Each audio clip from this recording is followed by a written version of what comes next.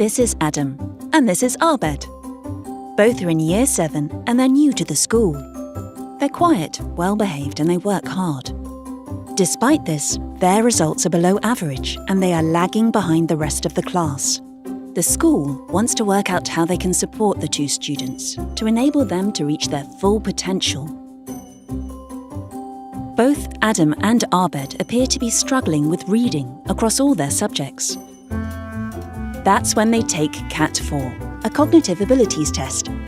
Their verbal scores confirm the concerns teachers have about their reading, with both scoring 79, well below average. So how are these two students different? After looking at the rest of the CAT-4 reports, the students' teachers know a lot more about them. While Adam's scores are low across all 4 batteries, Abed's scores are above the average in all batteries, aside from the verbal. At once, it is clear that Abed is an extremely competent student who is struggling only with English being his second language. Adam, meanwhile, will require further learning support and intervention across all his subjects. So what's next? With English literacy a barrier for both students, they sit the new group reading test. The test reveals that Abed's decoding is stronger than his passage comprehension, which will require vast improvement if he is to succeed later in his school life. Fortunately, all this has been spotted early on. Abed is set tasks to improve his comprehension, and the school introduce interventions to support both students. Despite this, the student's tutor is still worried that Adam and Abed are not integrating into their new school as well as she would have liked. That's when Year 7 take the Pupil Attitudes to Self and School measure, PASS, a survey designed to reveal exactly how students are feeling about themselves as learners and about their school life.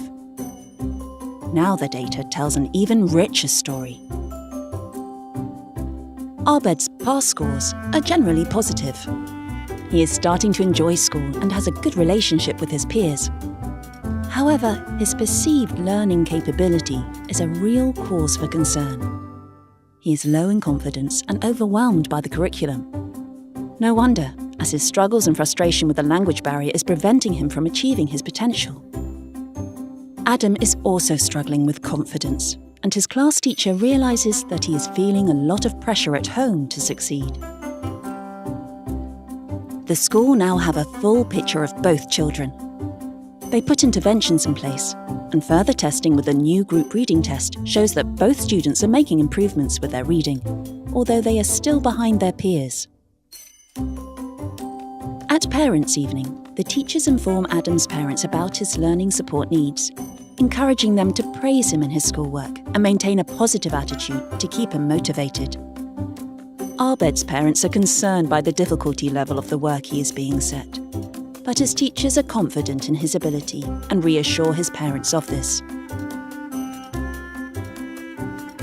Towards the end of the academic year, the students take PASS again.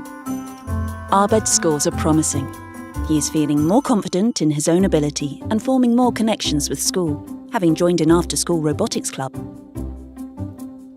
But while some of Adam's scores have improved, his attitude suggests that, unlike Abed, he is still not feeling connected with school. His teachers are surprised by this revelation, but then they dig deeper and find that while Adam gets on well with all his classmates, he still hasn't made strong connections with any of his peers.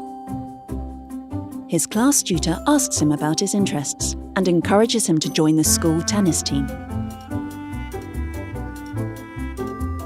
At the end of the year, the students take the Progress Test series to measure their progress in key subjects over the year. Both students have improved their scores, while the work they have put into their literacy is notable in their science and maths results too. Adam has made more connections in school, and Abed sees yet another improved score in the new group reading test, a great achievement for someone with English as an additional language.